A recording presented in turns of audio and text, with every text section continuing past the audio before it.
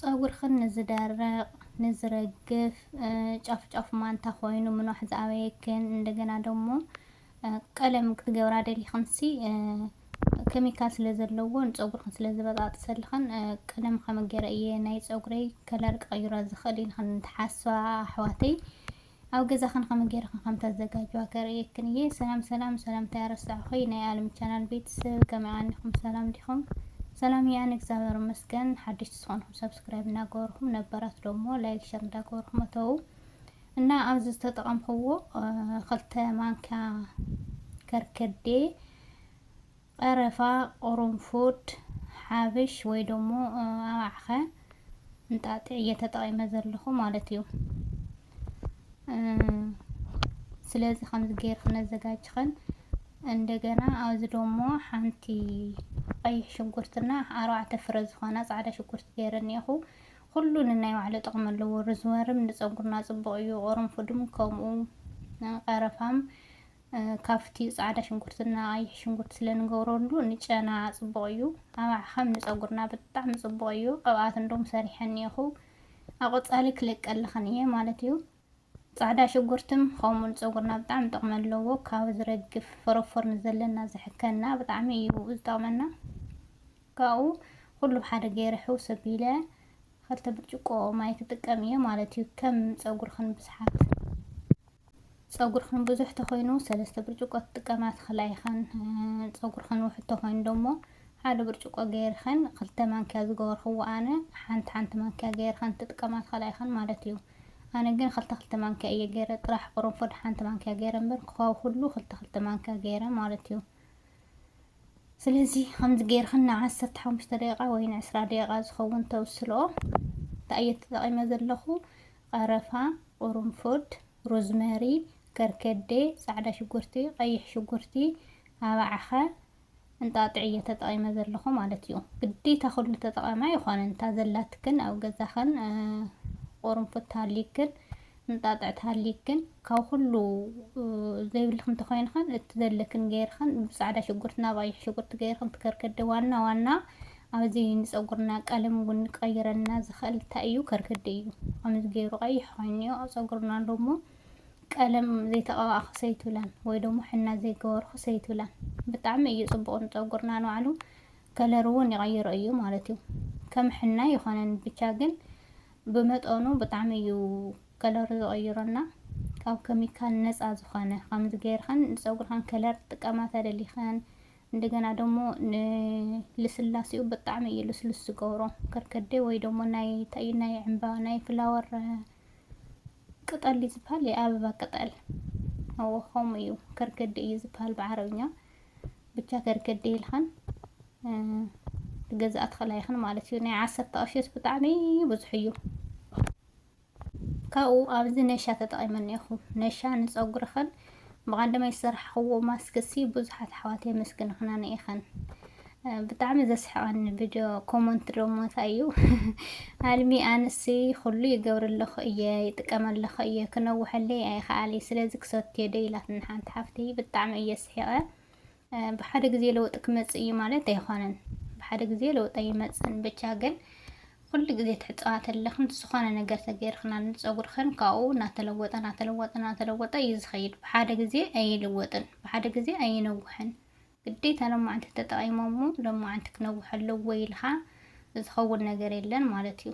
ስለዚ ን15 ደቂቃ ዝኸውን ከምዚኣ ገይረ የብስላሙ ከምዚ ምሰለለይ ይኣኽሎ እዩ በቃ ከወርዶ እየ ማለት እዩ።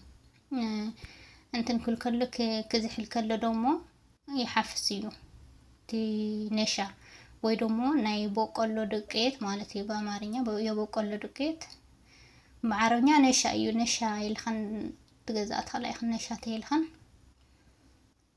ኣሎ እዩ ማለት ካብኡ ቅብኣት ክገብረሉ እዩ።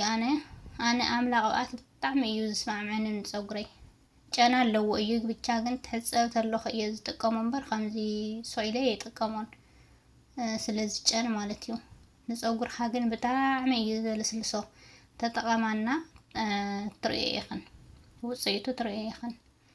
ስለዚ ኣሕዋተይ ትሕፀባ ተለኽን ፀጉርክን ዝኾነ ትሪትመንት ናግበርክን ትሓፀባ ቢያንስ ኣብ ሰሙን ሓንቲ ግዜ ትሕፀባ ተኮይንክን تزلاتكن سويل خن شامبونا كونديشنر غير خن كاو تحصا زخونه نجر تريتمنت سريحن تحصا مالتي انا بشامبونا بكونديشنر كاو زي حصا 5 عامتي غيره مالتي زخونه يوتيوبر لا مسك تبهل كاير تايو بنتنيا بدوف سامنا يا تتقمنا سلازي دوف سامنا نصورخا بطعم يصبق بدوف سامنا تحصا خباريو نحانتي 8 قرشي 7 قرشيه 7 ريال 8 رياليه ግን ሓንቲ ገዚእኸን ክንደይ ግዜ ተጥቀመክንያ ፀጉሪ ለውጥ ኣለዎ ማለት ይሪእኸን ምሳኸን ኮይነ ይጥቀመለኹ ብቻ ተጠቃማና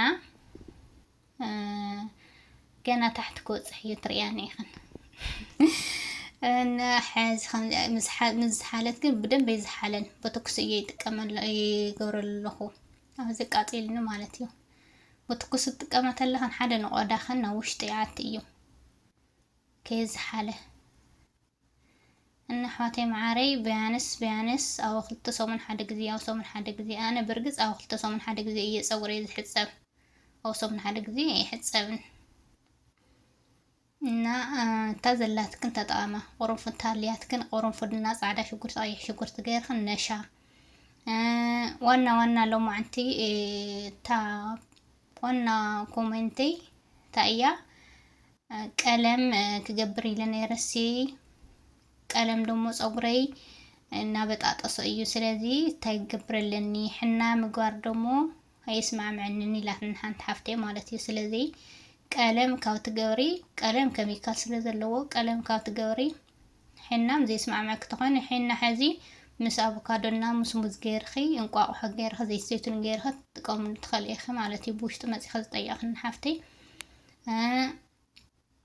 እንደገና ደግሞ ጥራሕ ሕና ተገይርኸዮ የድርቀዩ ፀጉርና ሕና የድርቀዩ ፀጉርና ግን አቮካዶ ዘይት ዘይቱን ርግኦ ሙዝ ገይርኸ ምስ ሕና ገይርኸ ተጠቂምኸዮ አየድርቀን ፀጉርኸ ማለት እዩ ፀጉርኸ እውን ጽቡቅ እዩ ኩሉ ግዜ ዘይኾነ አው ቢያንስ አወር ሓደ ግዜ ምናምን ተጥቀም ማለት እዩ ስለዚ ንዕኡ ምንታን ክሕግዛይለ የከርከደ ገይረልን ይኹ ቢያንስ ከለሩ ንሽተን ልውጥ የብለ እዩ ንፀጉርና ማለት እዩ እና በደንብ ገይረ ከምዛ ገይረ ማሳጅ ክገብረየ ጫፍ ጫፍ እውን ካብ ውሽጢ ጀሚርኸን እስከ ጫፍ ይኸን ትገብራተለኸን ፀጉርኸን ንቆዳ ጥራሕ ዘይኾነስ ጫፉ እውን ግዴታ ትገብራለለክን ማለት እዩ እና ከምዛ ገይረ ማሳጅ ክገብረየ ን15 ደቂቃ ወይ ን10 ደቂቃ يدكمك أي 10 دقيقة وانت قور هاي صبغي بتشاغن إدخاد خيامي يزولك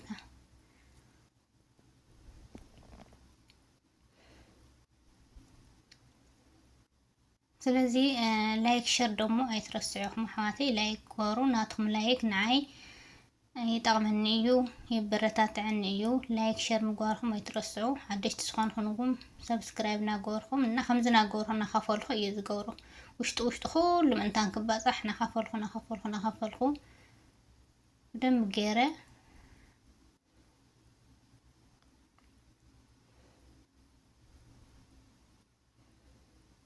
تكامل ليا مالتيو ناس كامل جرش حاوركم نصنحو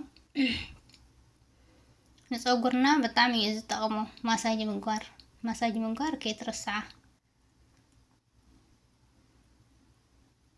خمس غيرنا خافلخنا كله كباص حليه مالتي كاو مساج غيرخن بيانس حدا ساعات انا حزب كحدا ساعات نلعلي يزصنحو يقور لمو كاو سرح يسرح سويله مالتي شفنا بيله بفيستار غيره شفنا يبلودو شارب غيره بيله كاو نتحتو كنا يوردن ازرو ما اخلنا ጨፈር خيده بطعم يزرخ مكاغن سلازرخ من يسويله ጨፈር ዘለው እና ሓደ ሰዓት ንፈረቃን ምናምን እየዘጽንሖ ምንም የጎደን ፀጉርና ምክንያቱ ሁሉ ካብ ኬሚካል ነፃ እዩ ኣብ ገዛና ዝሰርሕናዮ ስለዝኾነ ምንም የጎደን ስለዚ ኣብ ሶምን ኣብ ክልተ ሶምን ሓደ ግዜ ከምዝና ገበርክን ትሪትመንት ገበራሉ ንፀጉር ድኻን ማለት እዩ ከምቲ ከብድና ምግቢ ዘድልዮ ንሰውነትና ንፀጉርና እውን ዝኾነ ነገር የድልዮ እዩ ማለት እዩ ስለዚ ቅብኣት ጥራሕ ዘይኾነሲ ትሪትመንት እውን ገበራሉ ኢኸን ከምዚ ገይረ ሽፍነ ቢለ ፌስታል ገይረ ሻርፕ ገይረ